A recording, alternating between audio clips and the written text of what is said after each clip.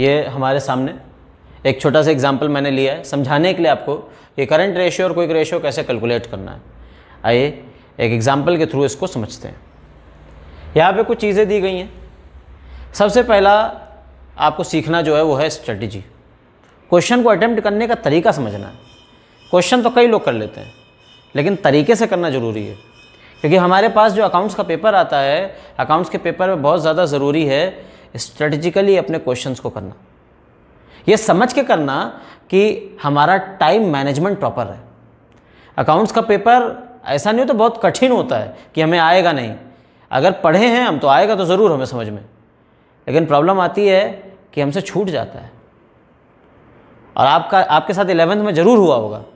कई बच्चों के साथ ये प्रॉब्लम आती है कि वो टाइम मैनेजमेंट नहीं कर पाते प्रॉपर, और इस वजह से उनका क्वेश्चन कहीं ना कहीं गड़बड़ हो जाता है, या मैं कहूँ क्वेश्चन छूट जाते हैं और हमारे मार्क्स आते आते हमारे मार्क्स रुक जाते हैं, हम पा नहीं पाते अपने मार्क्स। तो जो मार्क्स हमें चाहिए थे, जो मार्क्स आने चाहिए थे, जो डिज़र्व करते हैं, वो ना मिल पाए, हमें क्या फ़ायदा बताइए। तो इसलिए ज़रूरी है स्ट्रेटजिकली करना। तो देखिए मैं क्या करने वाला हूँ। पहली बात, जब मैं क्वेश्चन पेपर पढ़ता हूँ 15 मिनट शुरुआत के, मैं उसी समय प्लानिंग कर सकता हूँ। इस क्वेश्चन को अच्छे से पढ़ लेना उसी समय, और जैसे ही टीचर अलाउ करे कि यहाँ शुरू हो जाओ, तो सबसे पहला काम कर लेना है मार्केटेबल सिक्योरिटीज़ को देख के, यहाँ ये करंट एसेट है, हाँ ये करंट एसेट है, हाँ ये नहीं है, काम का नहीं है, मशीनरी फिक्स एसेट है सर। यहाँ तो दो चीज़ें लेनी, करंट एसेट और करंट लायबिलिटी। ये करंट एसेट है, ये करंट एसेट, लेकिन ना ये करंट एसेट है ना ये करंट लायबिलिटी है, तो हमारे काम का नहीं है। फिर ये हमारे काम का है, ये है sir current liability, bills receivable है सर, ये बिल्स पेबल नहीं है, BR है, तो ये करंट एसेट। फिर डेटर्स की बात करूँ, ये करंट एसेट है, ये करंट लायबिलिटी है, ये करंट एसेट है, और ये है हमारा प्रीपेड एक्सपेंस, ये भी सर करंट एसेट होता है। Outstanding expense sir current liability होता है। और income received in advance sir, पहले से इनकम मिल गई, एक्रूड इनकम होती तो सर करंट एसेट है, यानी हमने सर्विसेज दे दी हो, गुड्स दे दी हो, इनकम नहीं हुई हो तो एक्रूड इनकम हो सकती है, वो करंट एसेट है। लेकिन ये सर आप पहले पा गए हैं इनकम, आपने सर्विसेज अभी रेंडर नहीं करी हैं, तो ऐसी इनकम जो है हमारे लिए क्या हो जाती है, करंट लायबिलिटी, हमारे ऊपर बर्डन हो जाता है। जब तक हम सर्विसेज रेंडर नहीं करेंगे तब तक नहीं समझ पाएंगे।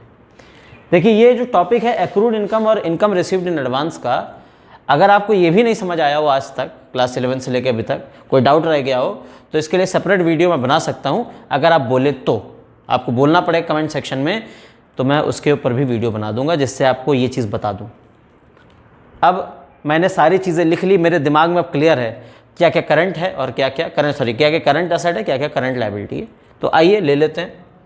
ये लीजिए, सबसे पहले मैं करंट एसेट का टोटल लगाऊंगा। करंट एसेट में सबसे पहले मार्केटेबल सिक्योरिटीज़ आ गई 50,000 की,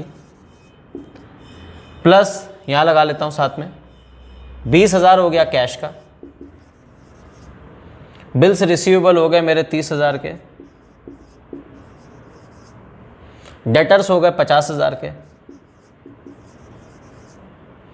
फिर इन्वेंट्रीज हो गई 60,000 की,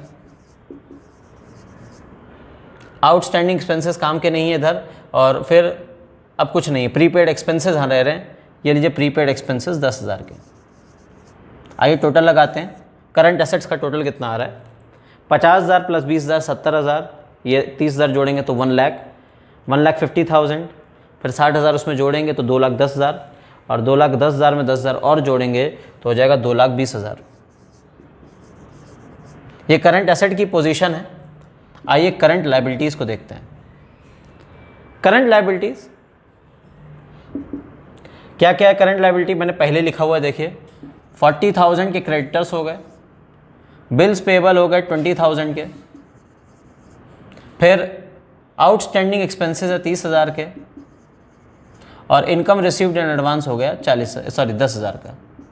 आइए इसका टोटल लगा लेते हैं, 40 और 20 60,000 प्लस 30,000 90,000 और 10,000 1,00,000, 1,00,000 रुपीज़ ये आ गया। आइए फॉर्मूले में रख देते हैं, current ratio is equal to current asset upon current liability. Current asset है आपका 2,20,000, और ये है करंट लायबिलिटी आपकी 1,00,000 अभी आपने निकाली है। लीजिए मैं कैंसिल कर रहा हूँ, ये पॉइंट लग गया, तो आंसर आया मेरा 2.2:1। ये मेरा फाइनल आंसर है करंट रेशियो का। अब मैं बात करता हूँ क्विक रेशियो की। क्विक रेशियो, तो देखिए क्विक रेशियो का फार्मूला होता है, अगला फार्मूला है मुझे मेरा क्विक रेशियो का। क्विक रेशियो का फार्मूला होता है quick assets upon current liability. अब क्विक एसेट मेरे पास नहीं है, मेरे पास क्या है, करंट एसेट। करंट एसेट में से कुछ एसेट्स हटा लीजिए तो क्विक एसेट बन जाता है, आपको पता है, पीछे पढ़ा है आपने, मैंने पिछले वीडियो में आपको पढ़ाया था। तो अब इसमें ज़रा ढूंढिए कि कौन से ऐसे एसेट हैं, यहाँ से नहीं यहाँ से ढूंढिए।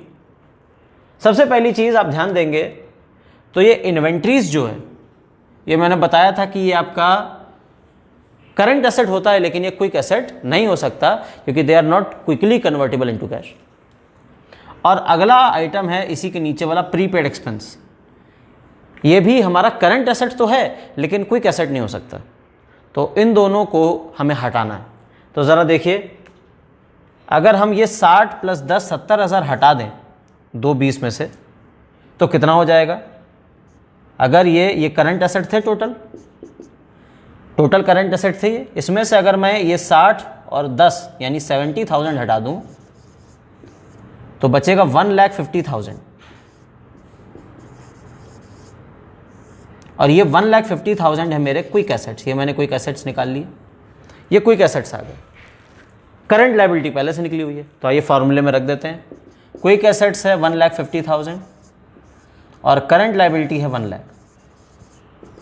तो मैंने इसको आपस में कैंसिल किया तो आ जाएगा 1.5:1 और ये मेरा आंसर हो जाएगा। देख लीजिए, ये अच्छे से मेरे हिसाब से आपको समझ आया होगा। अगर नहीं आया है तो please write in comment section, आप लिखिए। अगर आपको लगता है कि सर इस तरीके से और पढ़ाते, थोड़ा इस तरीके से बताते, तो मैं वैसे भी बताऊंगा। आपकी ही क्लासेस हैं, समझिए, आपको ही इसको संभालना है, आप ही को इसको संवारना है। आप बताते चलिए कि कहाँ कहाँ क्या क्या प्रॉब्लम हो रही है, उसी पे मैं एक्शन लेता जाऊंगा और आपके अनुसार ही क्लासेस बनती चली जाएंगी। अब अगर यहाँ पे देखें तो मैंने आपको एक आइडियल रेशियो बताया था, याद होगा। करंट रेशियो का एक आइडियल रेशियो होता है 2:1। अभी आगे जब मैं क्वेश्चन कराऊंगा आपको बुक से तो ये ऐसे क्वेश्चन भी आएंगे। अब आप बताओ, अगर 2:1 आइडियल रेशियो होता है तो ये कंपनी अच्छे मोड पे है, यानी अच्छे रास्ते पे चल रही है, गड़बड़ रास्ता है इसका। आप ही देखो, देखिए अच्छा रास्ता है बुरा रास्ता तब पता चलता है। ध्यान से सुनिएगा, जब भी हम देखें न्यूमरेटर बढ़ रहा है, न्यूमरेटर क्या है यहाँ पे 2:1 में 2 एसेट्स बढ़ रही हैं, तो मैं कह सकता हूँ कि मेरी कंपनी सही रास्ते पे जा रही है। तो ज़रा देखिए 2 से क्या हो गया यहाँ पे 2.2, यानी बढ़ गई एसेट्स, और बढ़ गई यानी हम सही रास्ते पे जा रहे हैं। अब अगली बात, मैंने आपको क्विक रेशियो का भी एक आइडियल रेशियो बताया था, वो था 1:1, यानी एक एसेट हो तो एक ही लायबिलिटी हो, मतलब 1:1 का रेशियो रहे आपस में। अब यहाँ रेशियो आया है 1.5:1 इस कंपनी का। और अब आपसे पूछा जा रहा है कि बताओ ये कंपनी सही रास्ते पे जा रही है या गलत रास्ते पे, क्या ये प्रोग्रेस कर रही है या नहीं कर रही है, इज इट प्रोग्रेसिव और नॉट, आप क्या बताओगे। देखिए एसेट यहाँ पे था, आइडियली जो माना गया था वो 1, लेकिन आप इस कंपनी में आप देख रहे हो कितना है 1.5, यानी बढ़ रहा है सर फिर से। और एसेट बढ़ रहा है क्विक एसेट, तो मैं क्या कहूँगा, सर कंपनी प्रोग्रेस कर रही है।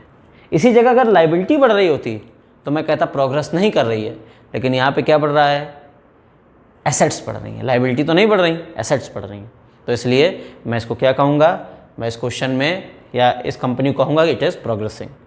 तो मेरे हिसाब से इस एक छोटे से एग्जाम्पल के through students like you have got an idea.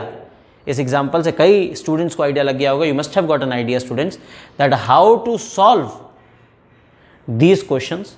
तो मुझसे जुड़े रहें और क्वेश्चन सीखते रहें कैसे सॉल्व करना है। Thank you students.